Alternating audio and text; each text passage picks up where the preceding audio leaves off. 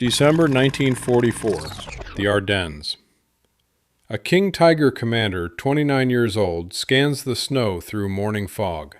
His armor is the thickest in the world. The American gun pointed at him from 2,000 yards away cannot, according to every intelligence report he's received for the past 6 months, hurt him. He is wrong. He has been wrong for almost 3 months. So have hundreds of other German tank commanders before him. They simply haven't lived long enough to learn it. This is the story of a weapon the Germans never knew was on the battlefield, until the men who could have warned them were already in the ground. To understand how that was possible, go back 4 months to another foggy morning in another part of Europe, where the war was still being fought the old way, the losing way. It's August 7th, 1944, a sunken lane east of the Norman village of Mortagne. A Sherman from the 743rd Tank Battalion shudders to a halt behind a row of apple trees. 300 yards east, through gaps in the hedge, the crew can see them. Panthers, 5 or 6, moving in column along the road from Saint Barthélemy. The gunner finds the lead tank in his sight. The range card strapped to his thigh reads 900 yards. He fires. The 75mm shell leaves the barrel at 2,000 feet a second, crosses the distance in about 3 seconds, and strikes the Panther's frontal plate at a shallow angle. It bounces off, a pale orange spark, a flash of bright metal, and the Panther keeps moving. This is what American crews have been learning for 2 months, from Omaha Beach to Saint-Lô to the burning fields around Falaise. Fire at German armor and watch the shell skip away like a stone across cold water. The Sherman commander screams a single word into the intercom: back. But the driver's reverse is too slow. The Panther needs only 1 shot. Its long 75 fires from 1,200 yards and punches through 3.5 inches of American armor as if it were folded canvas. 5 men inside. Maybe 3 will live long enough to crawl out. That morning, across the entire Mortagne front, the same scene repeats itself dozens of times in different fields and different lanes. By nightfall, the Americans will have held their ground, and the German counteroffensive, Operation Lüttich, will fail. Not because American tanks outfought German ones, but because American artillery, American air power, and American numbers simply grind the attack to a halt. But the tank-to-tank arithmetic of that single day is what reaches the desks of officers far behind the line, in reports that repeat the same phrases. Ammunition ineffective at observed range. Vehicle lost to single-round frontal aspect. The men reading them don't need a metallurgist to explain the problem. There is, however, a gun that can solve it. It exists. It's being manufactured in Michigan at this very moment, and it has not been allowed anywhere near the front line. To understand why, go back nearly 3 years to a quiet room in the Pentagon and a man who, more than any other single American officer, decided how the United States Army would fight tanks. His name was Leslie James McNair, 61 years old that summer. Small and quiet, his eyes and hearing damaged since an artillery burst in the First World War. As commander of Army ground forces, every tank destroyer battalion in the Army answered to his doctrine. And that doctrine held that tanks were not built to fight other tanks. Tanks, McNair believed, existed to exploit breakthroughs and shoot up infantry and supply columns. When enemy armor appeared, a separate force, built for exactly one purpose, was supposed to find and kill it. Fast, open-topped, lightly armored vehicles meant to ambush, fire twice, and vanish before the enemy could return fire. Not built to slug it out with a Panther at 400 yards. On paper it was elegant. By the summer of 1944 it was falling apart because the Germans didn't read American doctrinal manuals and refused to fight the way McNair had predicted, defending in depth with dug-in anti-tank guns instead of the massed armor formations his doctrine was built to ambush, and counterattacking with Panthers that outranged and outgunned every mobile weapon he had provided. That spring, ordnance officers proposed stripping the Sherman 75 and replacing it with a 90. McNair refused, citing 1943 Aberdeen test data showing the 76 penetrating Panther armor at what should have been adequate combat ranges.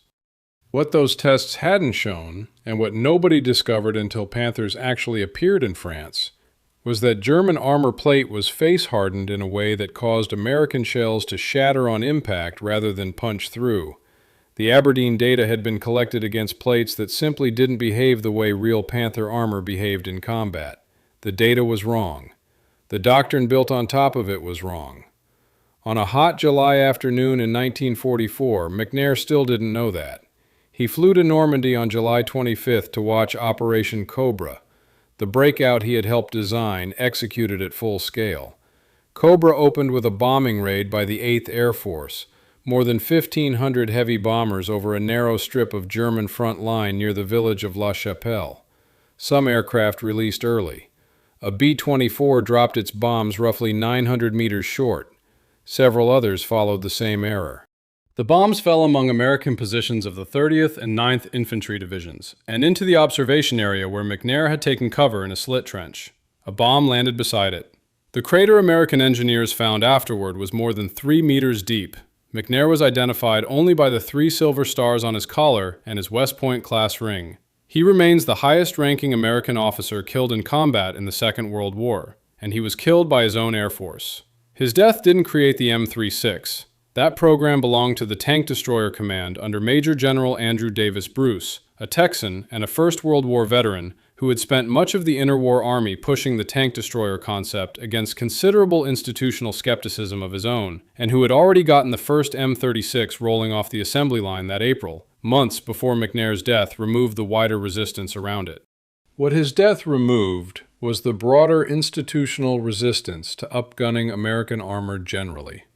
The Sherman 90mm proposal he'd blocked got revisited. M36 deliveries to Europe, slowed by training schedules and logistical hesitations rooted directly in McNair's own doctrine, began to accelerate. The man who had insisted the existing guns were good enough was in the ground at the Normandy American Cemetery. The guns that weren't good enough were finally going to be replaced. The gun itself wasn't new. In the late 1930s, the Army had looked for a replacement for its aging 3-inch anti-aircraft gun, since enemy aircraft were flying higher and faster than the older weapon could reach. The result was the 90mm M1 anti-aircraft gun, in production by 1940 and guarding ports and airfields from Hawaii to Long Island by 1942. Capable of throwing a 24-pound shell at 2,800 feet a second up to 34,000 feet of altitude, designed from its first blueprint to look up at the sky. Sometime in the early summer of 1942, an ordnance engineer whose name hasn't survived the record noticed something. The velocity that drove a 90mm shell to 34,000 feet would also, aimed horizontally, drive it through nearly any tank then in existence on the ground. The Army's first attempt to actually use that insight, a rushed mounting called the T-53 that stuck the gun on an open platform at the rear of a Sherman chassis, was approved for production in a panic in August 1942 over the tank destroyer force's own objections that the design was too hurried. And it turned out to be exactly as flawed as those objections predicted, canceled after an even worse follow-up variant failed testing. The Ordnance Department went back to the drawing board and, in October 1942, tried mounting the 90mm gun in a newly designed turret on the existing M10 tank destroyer hull instead. That combination worked. The project was designated T-71. Take the 90, discard the M10's existing turret entirely, and design a larger one to hold it. The new turret was open-topped by deliberate choice. A closed design would have added more than 2 tons the already strained chassis couldn't absorb, leaving the crew exposed to artillery airbursts and infantry firing down from upper-story windows. That was the trade-off. The benefit was a weapon that, on paper, could penetrate a Tiger's frontal armor at 2,000 yards. The first T-71 prototype was completed in March 1943 and tested at Aberdeen against 30-degree homogeneous steel plates 5, 6, 7 inches thick. The gun punched through every one. Against the actual front of an actual King Tiger at actual combat ranges, the truth would prove considerably more complicated, but that lesson was still more than a year away. An ordnance captain watching the test, whose name also didn't survive the record, was overheard saying a single sentence: "This will end the Tigers." He was wrong in the literal sense. Tigers kept rolling across Europe until the war's last days, but right about something larger the Germans hadn't yet imagined. Crews painted their own names on the hulls once the secrecy order eventually lifted. One M36 that fought through the winter and into the following spring carried the name Tiger Tamer stenciled across its bow. later changed by its crew to the more modest Big Chief, a small piece of graffiti that says something about how quickly a genuinely lethal new weapon can become, to the men actually operating it, simply another piece of equipment with a job to do. Standardized as the 90mm gun motor carriage M36 in June 1944, the vehicle went into series production at the Fisher Body Division's Grand Blanc tank arsenal in Michigan that same spring. By July, more than 100 had been built. By August, more than 300. Almost none of them were in Europe yet. They sat in motor pools, in rail yards, on the decks of cargo ships crossing a gray Atlantic, because the M36 was a new vehicle that required new training, new ammunition stockpiles, and new logistical planning, and the Army moved with the patience of an institution that had not yet been embarrassed enough to hurry. Meanwhile, in Normandy and now in the forests along the German frontier, American crews kept dying and burning Shermans and disabled M10s. The Germans were losing tanks at a far higher overall rate. American industry could absorb almost any number of losses. But at the level of individual crews and individual engagements, the Germans were still winning more often than they lost. A single Panther in a good hedgerow could kill 4 or 5 Shermans before an artillery shell or a flanking shot finally caught it. That was the arithmetic of 1944. The arithmetic the Ordnance Department, with McNair finally in the ground, had permission to change. The first M36's reached the European theater in the last week of September, offloaded at Cherbourg and Antwerp, and sent forward by rail and truck convoy to existing tank destroyer battalions that had spent the summer fighting in M10 Wolverines, the 776th, the 703rd, the 654th, the 814th, the 644th, numbered units whose names meant little to anyone outside the men who served in them, and who were, that October, about to test a weapon that only a narrow circle of ordnance officers fully understood. The crews noticed the resemblance to their old M10s immediately. Same hull, same tracks, same driver's compartment, with only the turret different. Larger, squarer, the barrel projecting from it slightly longer and thicker than the 76 they'd been firing for the past 4 months.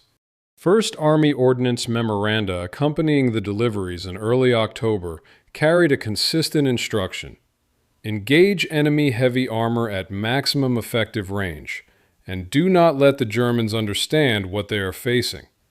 In plain language, the Germans don't yet know what's coming. Keep it that way. The men who crewed the new vehicles, some pulled off the line for a few days of familiarization, others brand new replacements straight off the boat, who had never sat inside any tracked vehicle at all, were shown the gun and told it was a 90mm.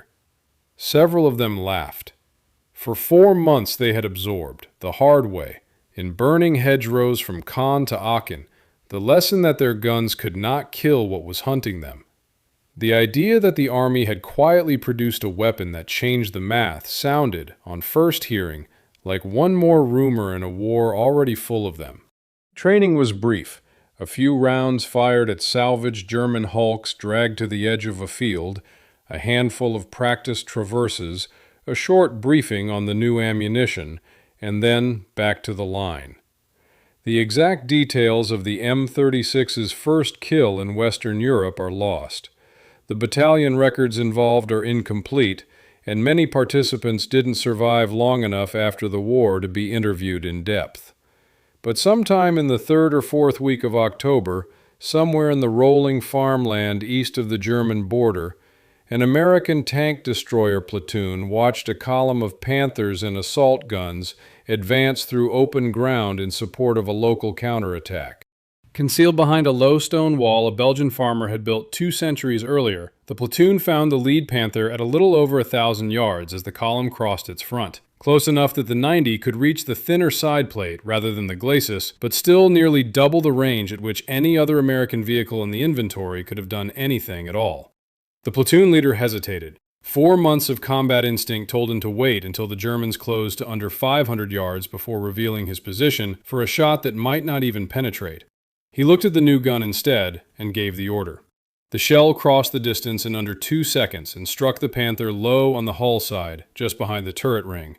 For a fraction of a second, nothing seemed to happen. Then, the turret hatch blew off its hinges. A flame perhaps 30 feet long shot up out of the hull, and black smoke began climbing straight into the gray October sky. The platoon leader keyed his radio handset, and for a long moment didn't know what to say. Nobody in his battalion, regiment, or division had ever killed a Panther at that range before. The previous arithmetic of the war simply didn't allow it. The surviving Germans saw the lead tank die and reported the loss up the chain, but they couldn't identify who had killed it. No muzzle flash visible across the open ground, only the crack of an arriving shell at a range no American tank destroyer was supposed to be able to reach. The company commander's after-action report attributed the loss to heavy artillery fire from concealed positions, and his superiors accepted the explanation without question. This was the first crack in the German intelligence picture, and it was also the template for a pattern that would repeat almost daily for the next 10 weeks. German tanks destroyed at impossible ranges by a weapon that, as far as German intelligence was concerned, did not exist, with every loss attributed to something familiar instead: towed anti-tank guns, artillery on a flat trajectory, improved ammunition for a gun everyone already knew about. I think it's worth pausing on why a professional intelligence service with genuinely skilled analysts got something this fundamental wrong for as long as it did, because the answer isn't laziness. By autumn 1944, the section responsible for assessing Western Allied equipment, Fremde Heer West, was working from reconnaissance photographs taken at high altitude, showing a vehicle in a motor pool from several thousand feet up. An analyst studying a magnified print could make out a hull shape, a turret outline, sometimes the faint suggestion of a gun barrel. But at that distance, he could not reliably tell a 90mm barrel from a 76mm one. The physical difference is a matter of centimeters. So he compared what he saw against his existing catalog, found a match to the M10 Wolverine, or the newer M36 variant he'd already been told carried the same gun as the M10, and logged the report. The file confirmed what the file already said. Psychologists would later call this confirmation bias, the tendency of any analytical system, human or institutional, to find what it already expects to find. And there were real opportunities to break that cycle. Several M36's were knocked out and left on ground the Germans temporarily controlled that autumn. And German Waffenamt engineer teams went forward, unscrewed gun barrels, slid calipers across the bore, opened ammunition lockers, and lifted out 24-pound shells stenciled clearly in white paint with the number 90. In the field, they knew exactly what they were looking at. That information should have reached Berlin within days. It didn't. By November 1944, Berlin was a city under nearly continuous bombardment, the RAF by night, the U.S. Army Air Forces by day, with government ministries scattered into bunkers and offices across the surrounding countryside, and the Waffenamt itself in the middle of evacuating part of its operations to facilities in Thuringia. The measurements, the photographs, the calipers, the engineers' neat handwritten notes specifying 90mm, sat in crates that moved by truck, then by rail, then sat in waiting rooms in towns whose names no longer mattered to anyone. A paperwork cycle that should have taken days, stretching instead to 4 or 6 weeks. And by the time the captured M36 reports finally reached Berlin and were redistributed to the front, the Battle of the Bulge was already underway. The information had arrived, in the most literal sense, too late. In early December 1944, an unnatural quiet settled over the Ardennes. The Americans holding that stretch of line were, in most cases, tired. The 28th Infantry Division had been ground down in the Hurtgen Forest and sent to a quiet sector to recover, while the 106th Infantry Division had only just arrived from the United States and had never seen a German soldier. Tank destroyer battalions were similarly scattered across the front. Some experienced, some brand new. Some equipped with the new M36, most not. Hidden by fog and strict radio silence, the largest armored force Germany would ever assemble in the West was moving into position on the other side of the line.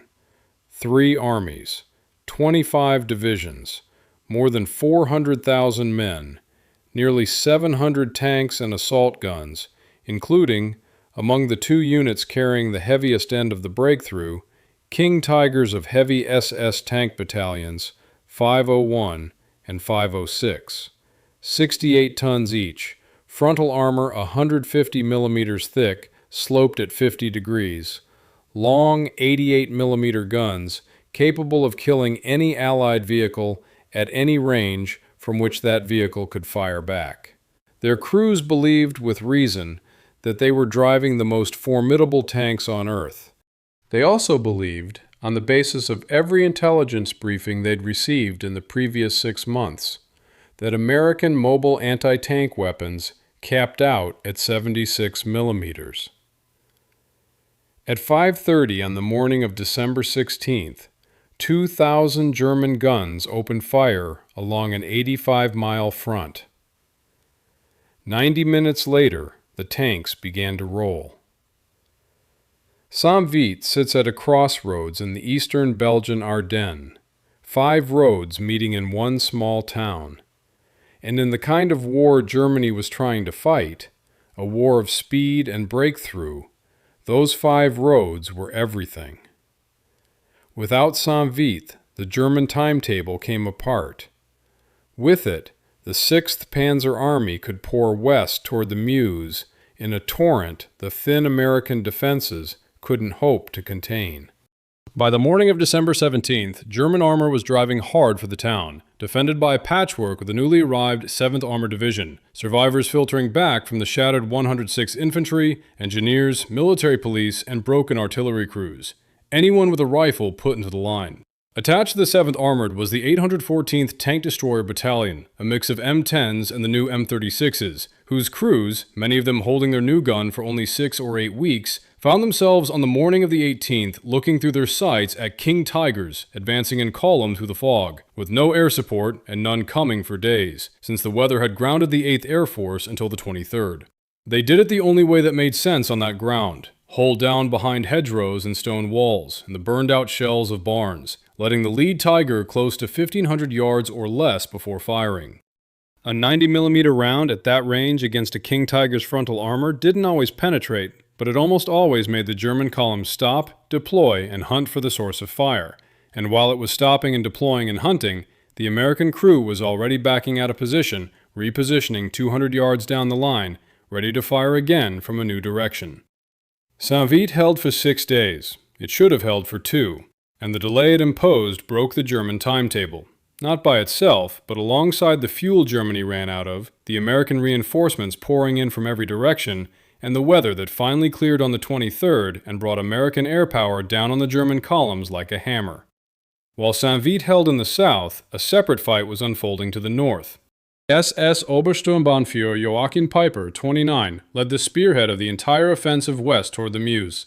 Kampfgruppe Peiper, a column of Panthers, half-tracks, infantry, and a company of King Tigers from Heavy SS Tank Battalion 501 under SS Sturmbannführer Heinz von Westernhagen, 33, still suffering chronic headaches from a head wound taken in Russia the year before, who had been advised to take medical leave and refused. Peiper's mission was simple to describe and nearly impossible to execute. Race west, cross the Meuse, drive on Antwerp, along narrow Belgian country lanes threading through villages named Stuma, Chenu, Stavelot. Lanes and bridges his King Tigers, at 68 tons each, were often too heavy to use at all, burning fuel at a rate German planners had counted on replacing with captured American depots they never actually captured. By December 23rd, the column was strung out across miles of Belgian countryside. American infantry closing from the north, American armor from the south. American tank destroyers, some of them M36's, firing into it from positions the Germans, pinned by terrain and fuel exhaustion, could no longer maneuver to suppress. In the village of La Glaise, Peiper concentrated what combat power he had left, including most of his surviving King Tigers, and on December 24th, with the weather finally clear, American P-47 Thunderbolts came down on the village in waves. Rockets, 500-pound bombs, strafing runs that left long lines of brass casings glittering in the snow. The parked Tigers made magnificent targets. That night, Peiper ordered the remnant of his column, a few hundred men on foot, to abandon their vehicles and break out east through the woods, leaving 39 armored vehicles behind, most of them intact and simply out of fuel. Von Westernhagen escaped on foot with the rest and survived another 3 months. He died near the Austro-Hungarian border on March 19, 1945, in circumstances most surviving sources describe as a self-inflicted gunshot wound. He was 33.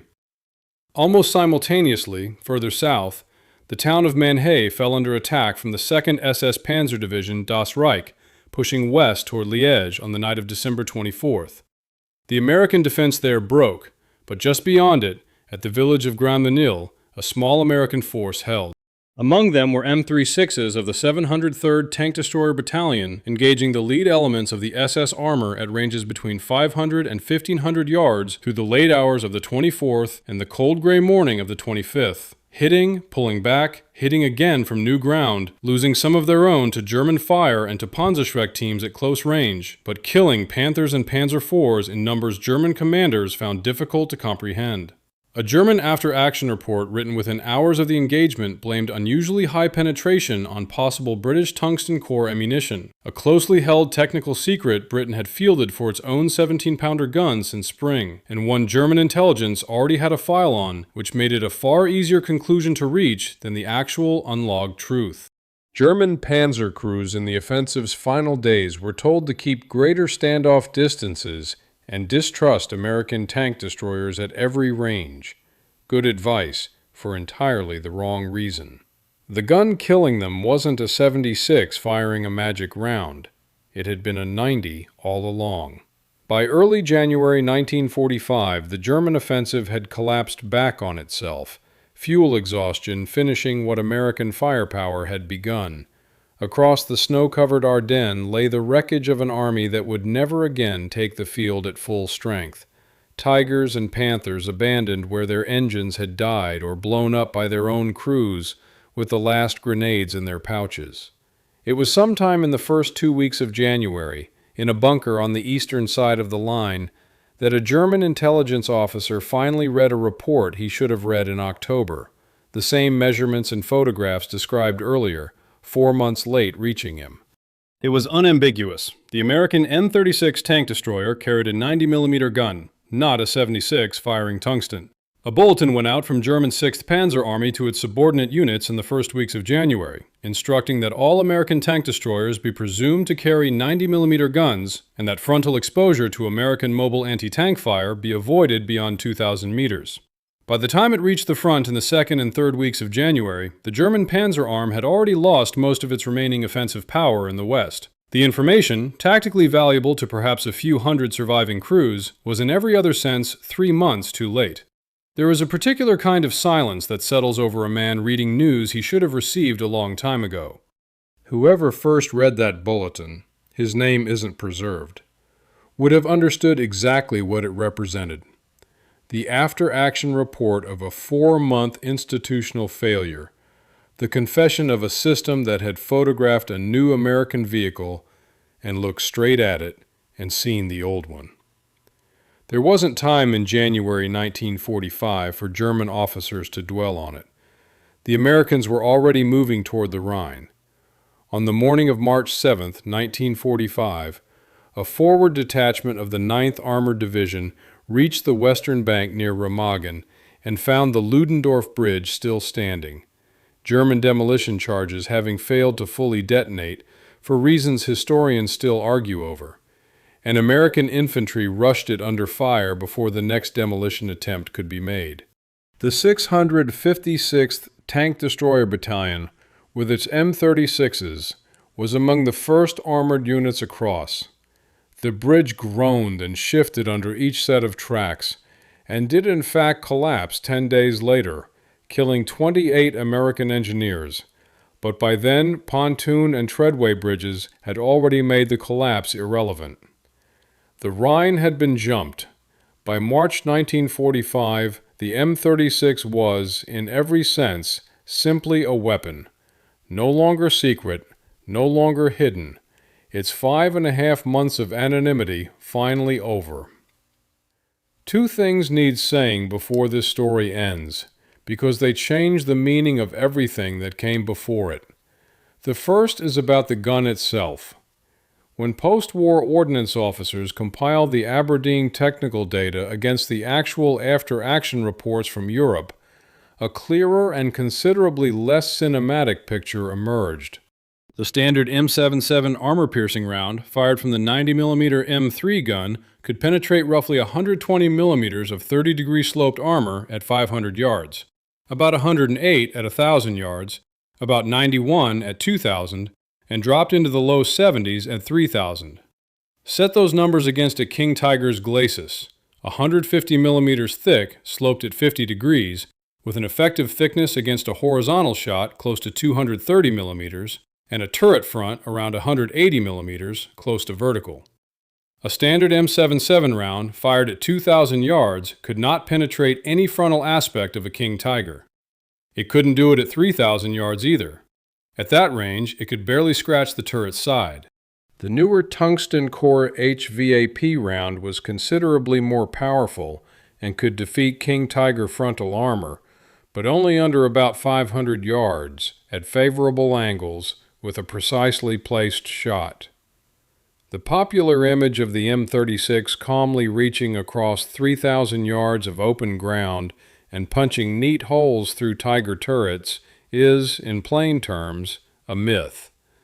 Its real kill zone against heavy German armor sat much closer, roughly 800 to 1,500 yards, and usually required a shot at the side or rear where the armor was thinner and the angle more forgiving. The second thing is harder to say plainly. In 1946, the Army's General Board for the European Theater, working out of Fort Knox, interviewed surviving tank destroyer crewmen, reviewed thousands of after-action reports, and cross-referenced kill claims against captured German records to compile lessons learned from the war. One finding recorded in that board's report was unexpected.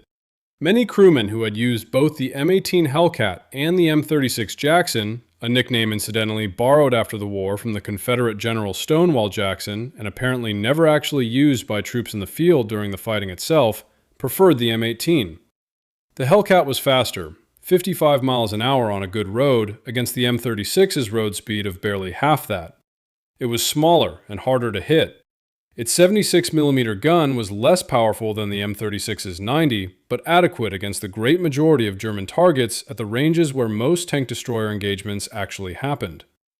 The M36 had the bigger gun, the M18 had the legs, and in the kind of war these men were actually fighting, ambush, displacement, brief flashes of intense violence, the legs mattered more to the crews than the gun did. I don't think that finding fits the post-war mythology at all, and I think that mismatch is worth sitting with for a moment rather than smoothing over. The version of this story, retold in books and documentaries for 80 years, says bigger guns won the war, that the M36 was an unambiguous triumph, that every increment of penetration brought soldiers closer to home. The actual men who crewed these vehicles, when they were finally interviewed decades later at oral history centers and at Fort Benning and Fort Knox, tended to say something more complicated. That surviving mattered more than killing, that they'd have traded a heavier gun for a faster vehicle without hesitating in plenty of situations, that the M36 was a good weapon, but the M18 was the one they actually trusted. They mostly didn't contradict the legend in public, they mostly just went quiet when it was told. By May 1945, the M36 was credited with destroying an estimated 350 German armored vehicles. An approximate figure, since battlefield reporting was imperfect and not every kill could be cross-referenced to a specific weapon. But the best estimate available from post-war historians working both American and German records. Among those kills were perhaps 40 King technicians out of fewer than 500 ever built.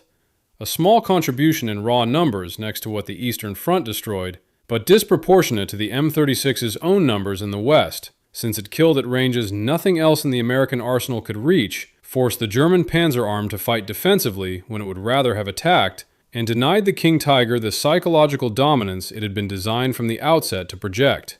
All of it accomplished for almost 3 months without the German army knowing the weapon causing it existed at all. The M36 stayed in service far longer than almost anyone would have guessed. In 1945, the U.S. Army used it briefly in Korea in the early 1950s, before judging it obsolete against newer Soviet armor and abandoning the open-top tank destroyer concept entirely in favor of true main battle tanks. It passed to America's allies afterward. France used it in Algeria, Yugoslavia kept examples running into the 1990s after re-engineering them with Soviet diesels, South Korea retained them for decades, and the Republic of China Army on Taiwan kept at least 2 operational, by most accounts, into the early 2000s. A weapon designed in Detroit in 1942 to kill king tigers in Belgian villages, still sitting in a Taiwanese motor pool nearly 60 years after the war that produced it had ended. It's tempting, telling the story, to make the M36 a hero and its gun a wonder weapon, to say America won because it had better technology. The men who actually fought would have laughed at that, and some of them did, on tape, decades later. Germany had genuine wonder weapons that autumn. Jet aircraft, ballistic missiles, the King Tiger itself, and none of them saved it. What won was closer to the opposite of a wonder weapon. A country that could build over 2,000 M36's while Germany built fewer than 500 King Tigers. An intelligence system consistently months ahead of the one it was up against, and thousands of men in numbered battalions who kept climbing into open-top turrets and aiming guns at an enemy they'd spent 4 months being told they couldn't beat. If a relative of yours served in a tank destroyer battalion anywhere in this story, the 814th at Saint-Vith, the 703rd at Grand-Mesnil, the 656th at Remagen, or any of the numbered units that never made it into a single popular history of the war, I'd like to hear whatever they told you about it in the comments, because these men mostly never wrote memoirs, and the record of what they actually did is thinner than it should be.